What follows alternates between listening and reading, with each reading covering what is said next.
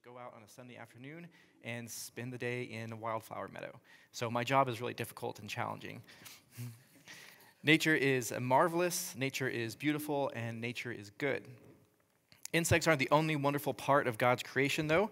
This tiny jellyfish, Turritopsis dohrnii, is functionally immortal. This remarkable animal is only half a centimeter long, and when it's stressed, perhaps with upcoming jellyfish exams, it can reverse its own aging, and it can continue to age and then de-age seemingly indefinitely. It is functionally immortal. Nature is marvelous, nature is beautiful, and nature is good. This next one should be familiar to you. You have seen it at some point. You may not have noticed it, but this is a common little butterfly species that's all over the place around here. And its seemingly ordinary species has one of the most interesting life stories of any animal on the planet, I think. This is the hair streak, the blue hair streak butterfly. And the adults live off nectar, as most butterflies do, but as caterpillars, the blue hair streak lives inside an ant colony, where caterpillar and ant, normally mortal enemies, share a nice symbiotic mutualistic relationship, a beneficial relationship between both species. The ants protect the caterpillar from predators, providing a nice, warm, cozy place for the caterpillar to live, and in return, the caterpillar secrete this delicious, sugary substance from specialized glands on their body that the ants find remarkable and exquisitely delightful. What intrigues me most about this story is not the simple fact of interspecies relationships in nature.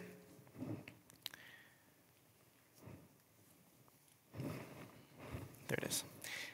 Nature is overflowing with stories like this, between species operating in relationship with each other to the mutual benefit of both. What is really interesting about this is the story comes with a little bit of a surprise.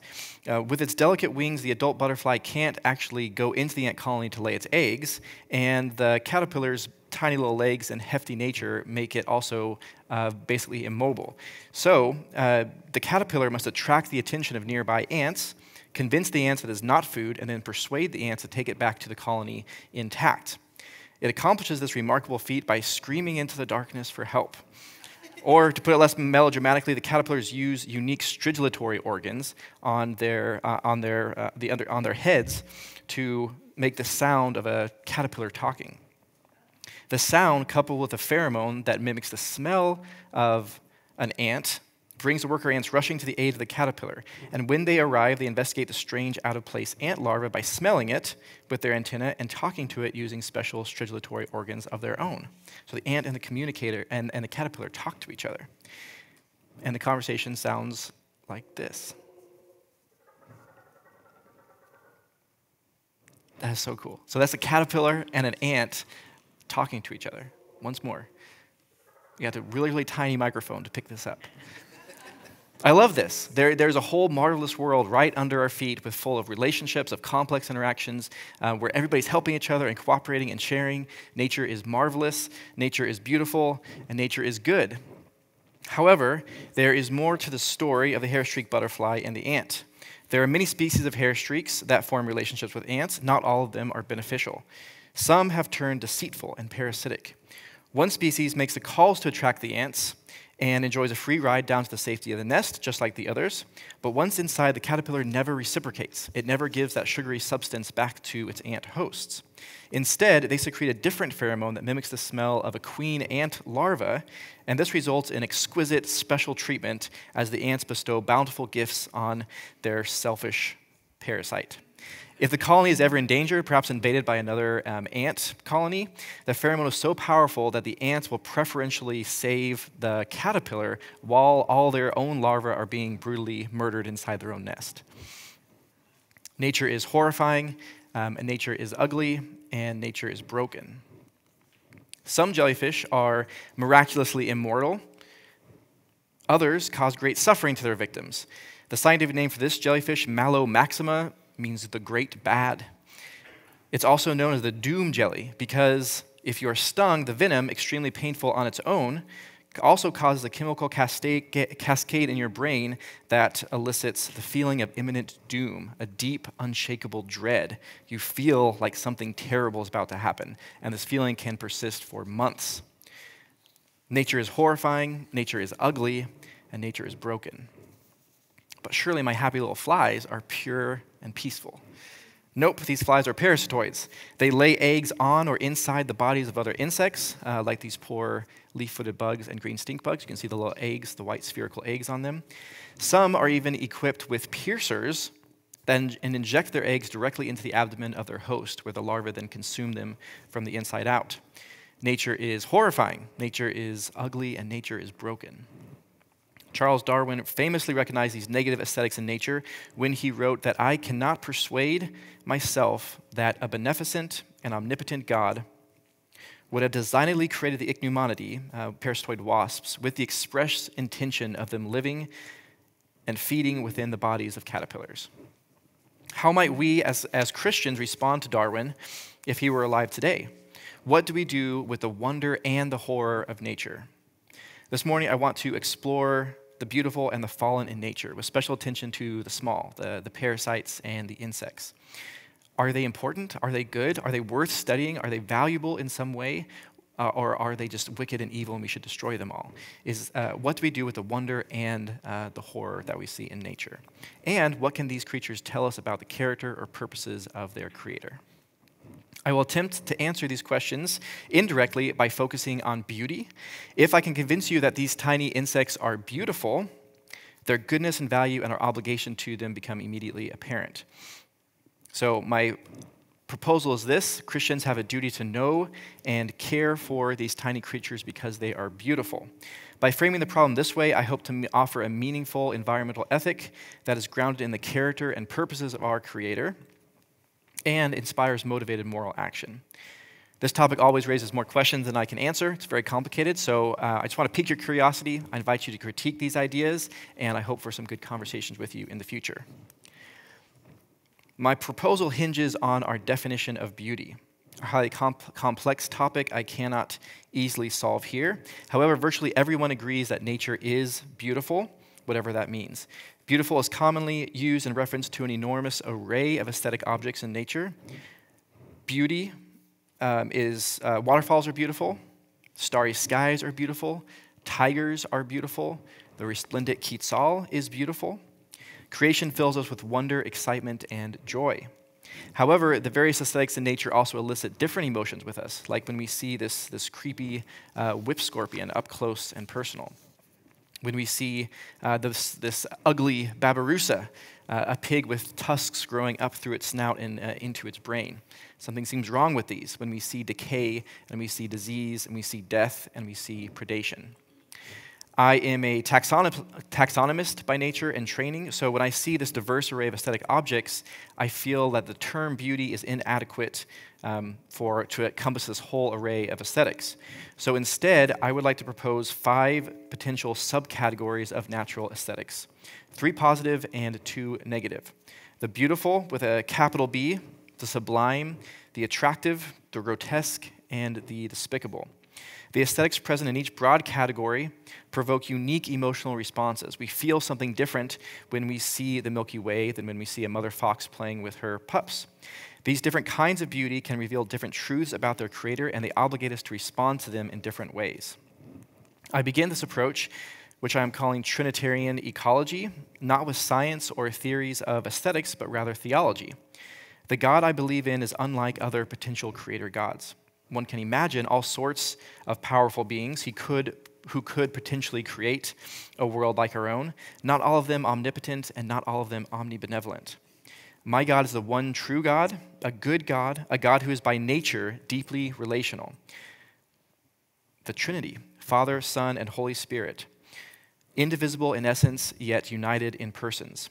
As such, the Trinity is the only deity who is by nature eternally loving, for the love found within the Trinity pre-exists creation itself. Given that the nature of the creation is love expressed in diversity and harmony, a Trinitarian ecologist would agree with Kevin DeYoung here that they would expect creation to reflect that diversity and harmony of the character of God, that creation would reveal God's love through its own harmonious diversity. And this is what I see in the story of the mutualistic talking caterpillar and the ant. Diversity, yet harmony. 2 different, unique species cooperating for the benefit of both. And nature abounds with stories like these, often in unexpected ways. If this will play, this is a little video of a coyote and a badger who form a little hunting partnership. You can see the coyote waiting for his little badger friend to show up, and then they go off together on a little hunting party, which is just adorable, right? These are different species. Often they're both predators. They would usually maybe attack each other, but that's clear. Like coyote's clearly making that little playful bow that dogs do, and then beckoning the badger to come, and then badger little waddles off after him. These are friends. So this is beauty in nature. This is wonderful things in nature. The unity and diversity essentially present in the Trinity are readily apparent in the intricately interwoven relationships of species with each other and with their environment. Trinitarian ecology establishes the character of God as the ultimate standard for good, for value in nature, and allows us to define our first subcategory of natural aesthetics, the beautiful, with a capital B. I consider true ultimate beauty to be found in the character of God. And as just discussed, the character of God as Trinity is eternal selfless love, the perfect expression of diversity and harmony. Therefore, I am narrowly defining beauty in nature, again with a capital B, as that which reflects the relational or moral character of God. The Trinity is a loving, interactive being. So this aesthetic property is most commonly found among the living creatures and the relationships that inhabit our planet. We see the beautiful among pollinating butterflies and flowers, not because of their pleasing colors or pleasant aromas, but because the mutually beneficial relationship between pollinator and plant is one of diversity, yet harmony, which reflects the Trinity. Nowhere is the beautiful more abundant than in family units of animals, fathers and sons, mothers and daughters. The father penguin selflessly protects the single egg at his feet in sub-zero temperatures, while the mother is away feeding, often losing half of his body mass in the process. The mother octopus, without a mate with which to share the burden. That's not an octopus. Here's the octopus. The mother octopus, without a mate with which to share the burden, spends every last ounce of energy she has caring for her eggs. She sacrifices her very life for the sake of her offspring. Similarly, this creature here, the Japanese redbug, tirelessly scavenges for rare seeds in a hostile and dangerous environment to bring back food to her waiting bug babies in her burrows. When the food supply fails, she allows her offspring to feed on her own flesh to the death. So her babies feed on her until she dies, and then they're strong enough to emerge and live in a dangerous, hostile environment. This is an almost Eucharistic reflection of the body and blood of Christ. From centipedes and scorpions, a little centipede mother caring for her little eggs. Here's a scorpion mother with her babies on her back. Alligators and lemurs. You guys just didn't say about the scorpions and centipedes. Come on now. So yes, lemurs are cute. Alligators are cute. But the centipedes and scorpions still reflect that beautiful fatherly, motherly care that God has for us. So next time say awe for the creepy crawlies, please. Additionally, oh, no, wait, you made me lose my spot. When we see this and we see beauty in nature, we feel a certain way. We get the feelings of joy, enchantment, inspiration, and serenity. Additionally, connecting diversity with the Creator in this way allows us to answer our first question about the ethics of animal value, even the scorpions and the centipedes. If the Trinity is by nature a diversity of persons in one being, I believe that makes diversity itself an intrinsically valuable concept. So to put this directly, the extinction of talking caterpillars is a disvalue because it decreases the diversity of life on Earth. And diversity is good because God is diverse and God is good.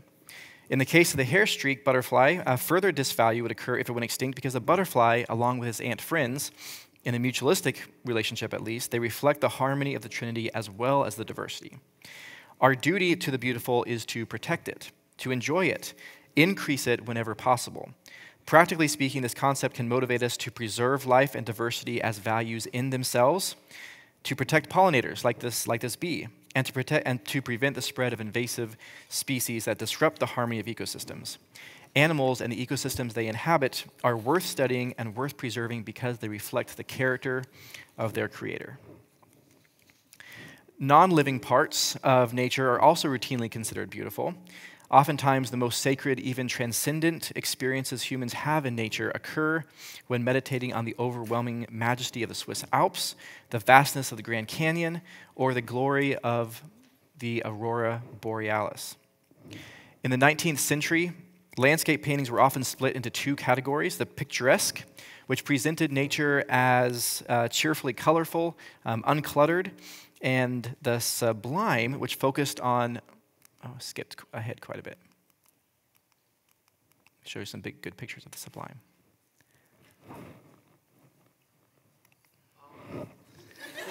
Thank you. PowerPoint got a little bit ahead of me, so let me go back to the sublime. So this is a landscape painting of the sublime in nature, very distinctly different than this picturesque painting. The sublime, in 19th century landscape paintings, the sublime was focused on untamed wilderness, majestic mountains, and the smallness of man. Nature, as presented in the sublime, was overwhelming, intense, dark, and epic. So I borrow that language here for the aesthetics in nature that reflect God's absolute power, his authority, even his wrath. In its gentler forms, the sublime reveals God's creativity, his artistry, and his majesty. The aesthetics of these magnificent places and things provoke feelings of wonder, awe, humility, and fear, sometimes even terror, which is interesting, that beauty can elicit some negative emotions. But the sublime is not only the grand and the epic, it can also be the small and the epic. Studying the intricate complexities of a single cell, or the tiniest subatomic particles, or even a single mathematical equation can inspire us to marvel at God's genius. As I study nature, newfound knowledge constantly reveals the sublime to me. This is why I'm a biologist. This is why I'm an entomologist. The more I know, the more amazed I am. Now, have you ever heard of weaver ants? You say, yes. Weaver ants are amazing. These social insects from Southeast Asia stitch together massive leaves to shelter themselves and their offspring from rainstorms and predators. To do so, they must use their own bodies as connectors and bridges to fold leaves upon themselves. Even more remarkable, they use their own larvae as glue guns to hold the entire structure in place. A worker will gently grab a little baby with his jaws and squeeze it just right, and the larva produces a strand of sticky silk, just like a spider's web, and the worker then glues the leaves together with his little baby web shooter. This is sublime. This is wonderful. This is amazing, and it makes me glorify the Creator who made this. While there is no terror or fear elicited in this particularly meek example of the sublime, the design of nature still makes me feel inadequate, amazed, like I am nothing in comparison to the one who designed and created all of this. I think it is the sublime that the psalmist and the apostle Paul reference as revealing the existence of God through natural revelation. This is its purpose: to beckon our souls to God through the majesty of nature. While not everyone is born right next to the Grand Canyon or with intimate knowledge of the night sky, it is no coincidence, in my opinion, that ancient religions almost always focus on the stars. The heavens shout the existence of a creator. I see two important consequences in recognizing the sublime in nature. First, if the sublime exists in nature to declare to all people the existence and divine power of God, preserving the sublime in nature becomes an evangelical obligation. It is an enormous tragedy that we live in a time where, for the first time in human history, someone could spend their whole lives in a massive urban center, like LA perhaps, and never see a single star in their real life, never see the scope and majesty of the Milky Way in the night sky. It is an enormous tragedy that we are losing to extinction forever over 1,000 species every single year, species like the weaver ant or the immortal jellyfish, species that might be even more sublime than weaver ants, if such a thing is possible. Light pollution that diminishes the majesty of the night sky, or the extinction of unique species, irreparably damages the witness of God he's placed in creation. Second, and intriguingly, the sublime is not an easy beauty. There is wonder mixed with fear, awe in the face of intense danger. The sublime is humbling. This reveals that beauty in nature, indeed goodness in nature, may contain negative elements.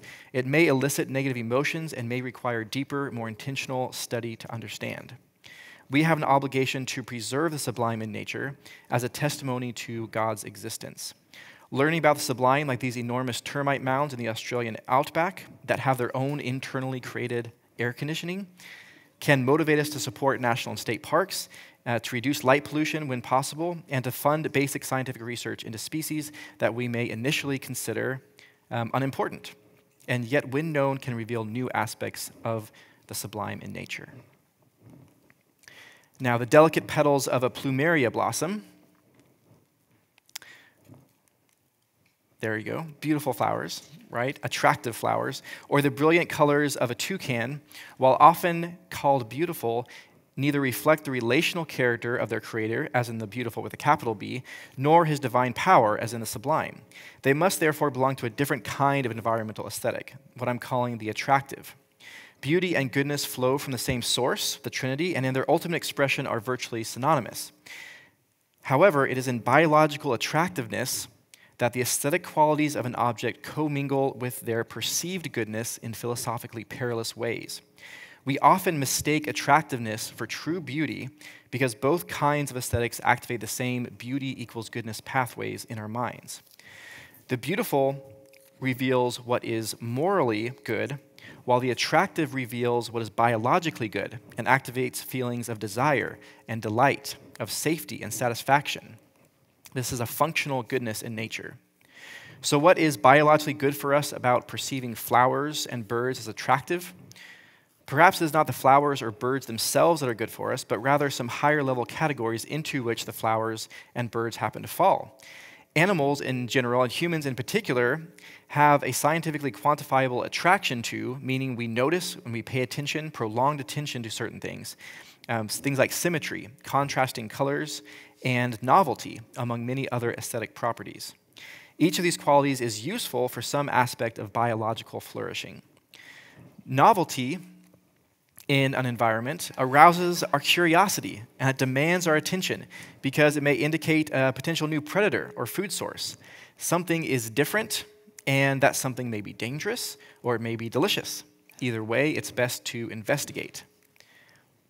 Like this little pygmy marmoset and this Katie did.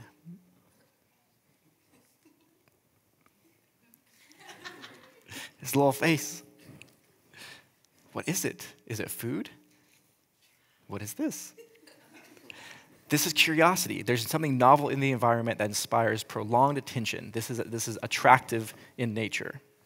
Humans and animals alike are drawn to contrast as well, so much so that there's a term used in ecology, aposematic coloration, for bright contrasting colors that indicate toxicity, that draw our attention and demand that we notice it and we pay attention to it. Such warning signals would only be effective if animals noticed them and reacted strongly to them. In this case, attractiveness is used to warn animals of danger, but can also be used to signal benefit as well. Remarkably, there is a significant correlation between the color of a plant's fruit and flowers and the color vision of its primary seed disperser. Humans can see shades of red better than the vast majority of animals, so most of our fruit tends to be red because the fruit is communicating something to us. And what color is fruit when the plant doesn't want us to eat it? When it's not ripe? Green. It's hidden in the camouflage of the leaves. But when the plant wants you to eat it, it makes it red so you can see it in contrast. Fruit trees in Madagascar produce primarily yellow fruit and orange fruit because the nocturnal lemurs that are their primary seed dispersers lack the ability to see red. And flowers advertise in ultraviolet patterns to bees that pollinate them, colors that humans can't even see. Bright colors paired with symmetry are particularly attractive in the animal kingdom as they reveal the quality of a potential breeding partner. Symmetry indicates good genes, access to a healthy diet, and no developmental mutations. To be chosen as a mate, symmetry is one of the most consistently important traits an animal can have. Why would God create symmetry as so attractive to us and to animals? I think it's by creating animals with a biological inclination in favor of symmetry. God has given species with the innate ability to perpetually maintain their own vitality through time, while at the same time abundantly filling our universe with an astonishing array of diversity. The danger here is for us to equate biological, functional goodness with moral goodness. Again, no Oz for the stink bug.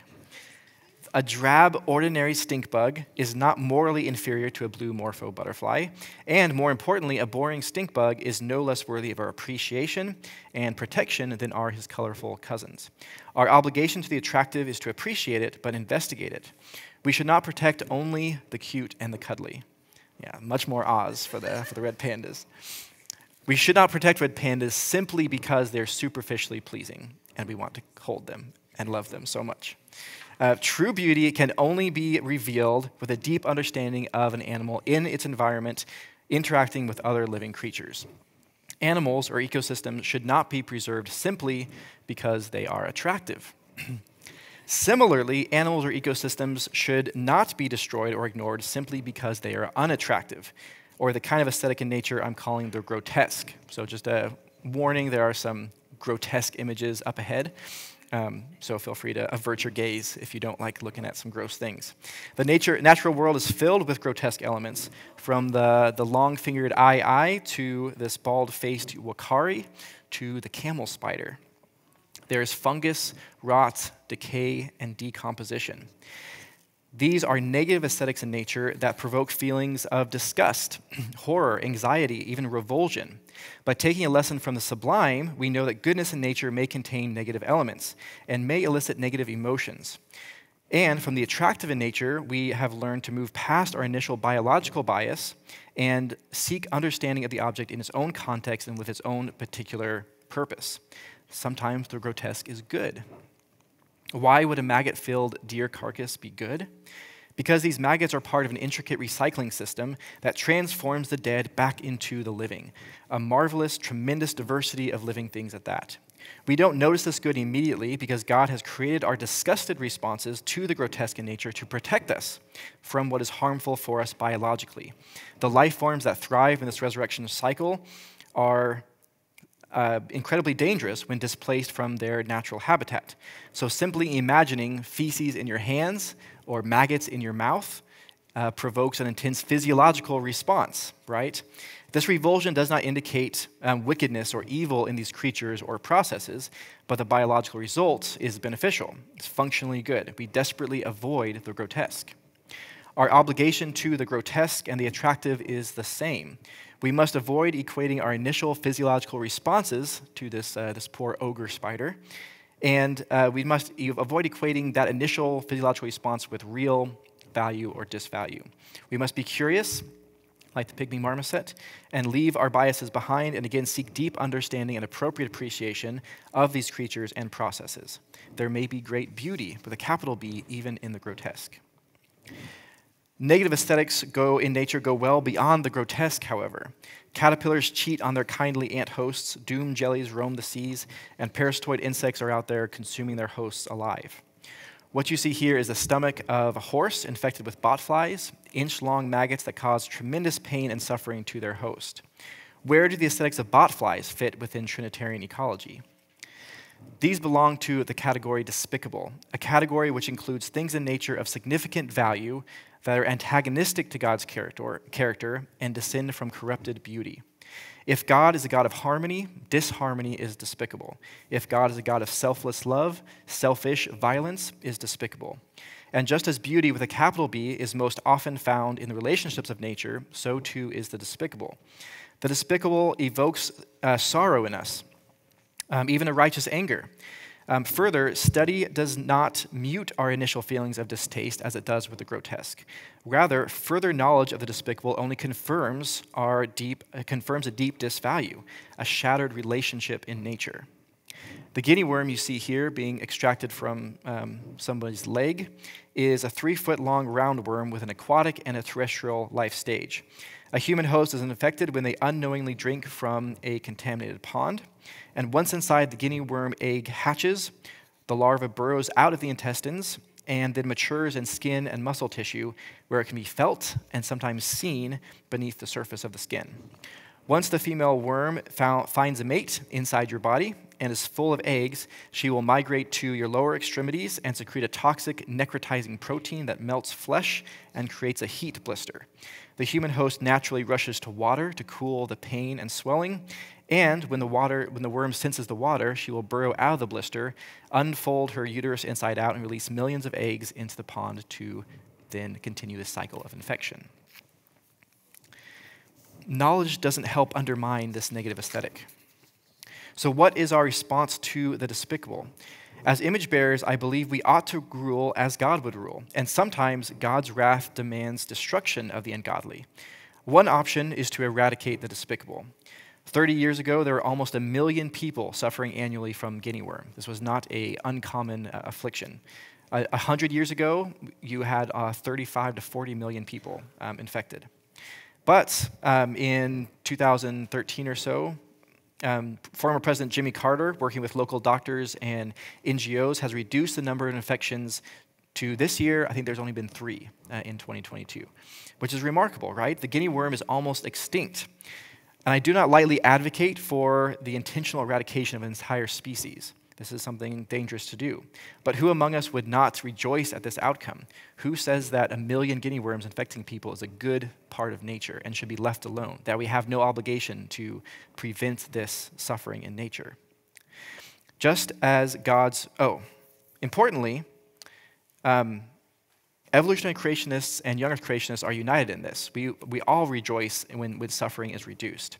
But for Christians who believe that parasites like the guinea worm existed in creation when God declared it to be very good, how can you justify altering this very good creation in this way? If creation is good as it is, should we not just leave it as it is? If God looks at nature and says it's very good, then who are we to intervene? Here we see the practical and moral value of a young earth worldview over that of theistic evolution. Just as God's wrath demands justice, and so should we, God is also patient, merciful, and redemptive.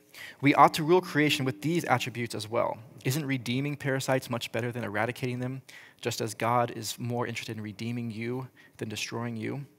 If Joe Francis were here, he could tell you all about the intricate interaction of our immune system with the organisms that inhabit our bodies. There are fascinating correlations between the reduction of parasites in industrialized nations and the increase in autoimmune disorders. Our immune system seems designed to communicate and interact with parasites. Some intriguing evidence indicates that proteins from parasites help control an overactive immune system. And I would not personally endorse this at this point. It's still not clear if this will be effective. But for people with severe autoimmune disorders, some scientists have recommended intentionally infecting yourself with a mild parasite, like hookworms, to reduce symptoms. This is a fascinating and promising area of research and a potential way we can redeem the despicable in nature by transforming something of disvalue into something of value. Very importantly, the first step to making an aesthetic judgment is to study the organism. Redemption or eradication, even discerning whether or not something is actually despicable in the first place, requires the organism to be known first. Should my parasitoid flies be eradicated? Maybe, but that drastic action is well downstream of where we are now. To properly recognize the value, the goodness, and the beauty of nature, we must first spend time with God so that we can actually recognize what beauty is.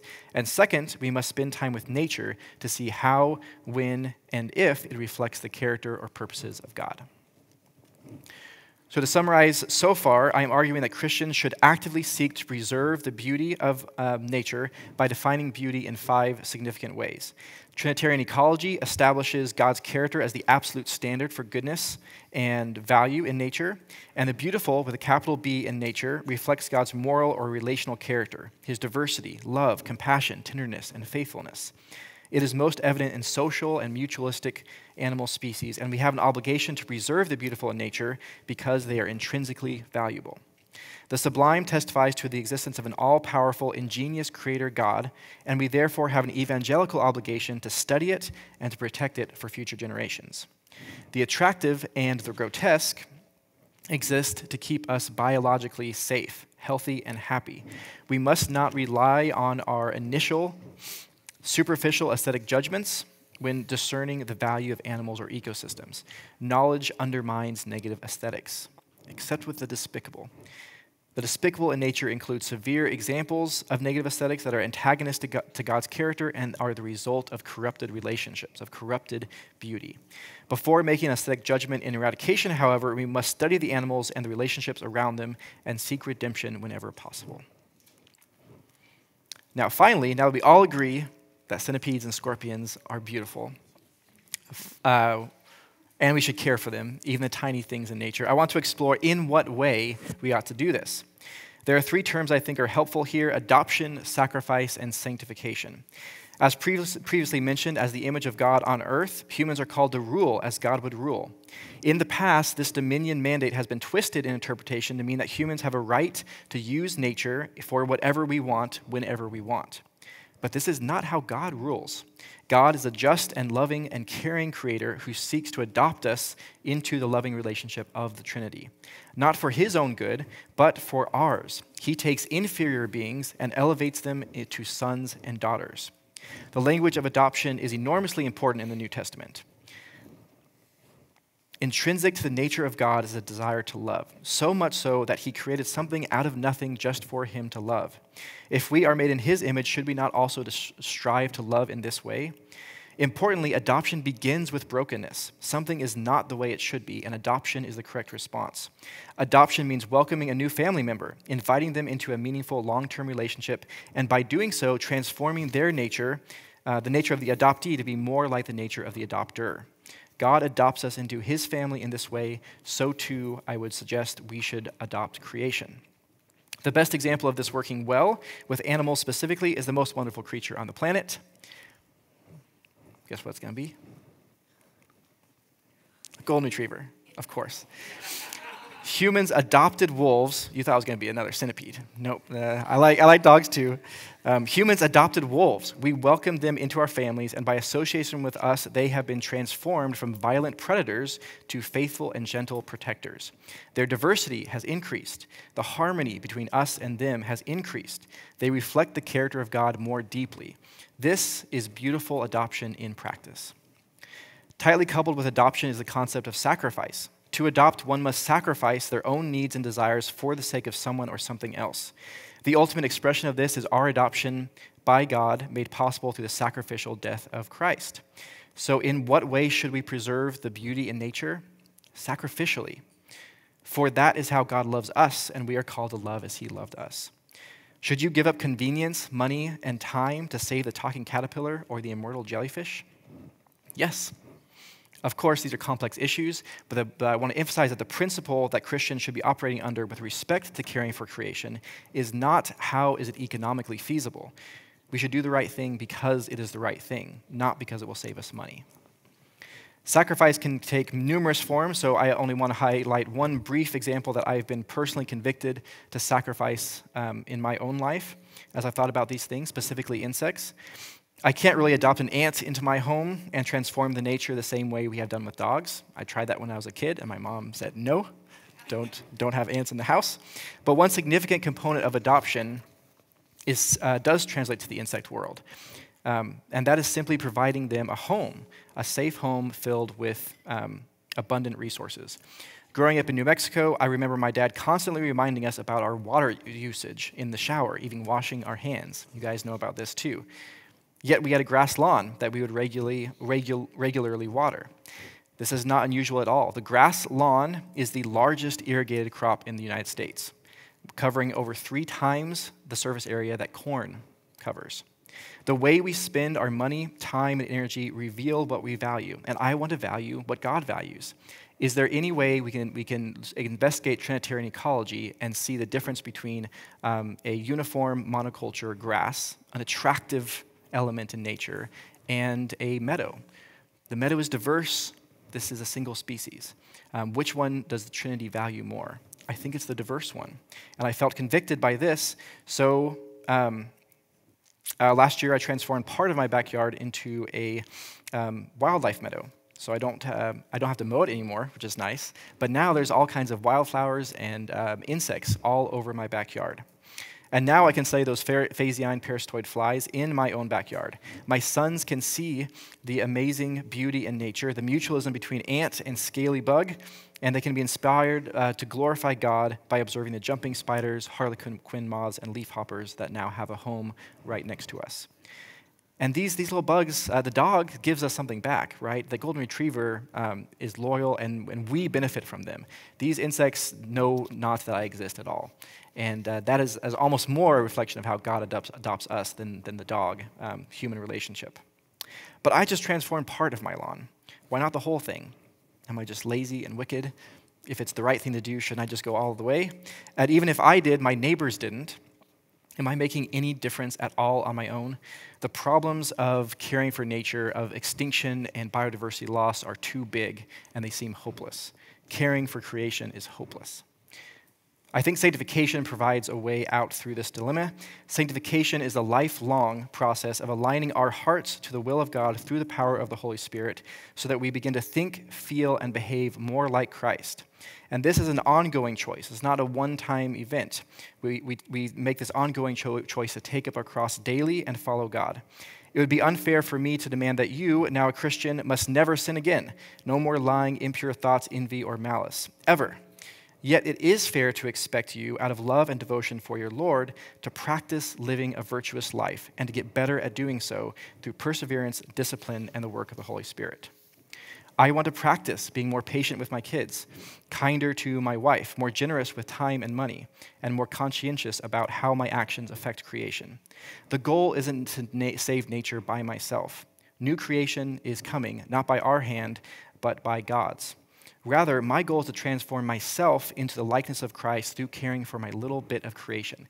And it doesn't matter if you're the manager of Yosemite National Park and you have an enormous amount of land and plants and animals to care for, or if you just have a little tiny succulent on your nightstand. You have a little part of creation that is your responsibility to care for, and you should do it sacrificially. So in summary, by thinking of adoption and sacrifice and sanctification, first, our motivation for caring for the beauty of creation as image bearers is made clear. Second, our duty to reflect God's sacrificial love is emphasized.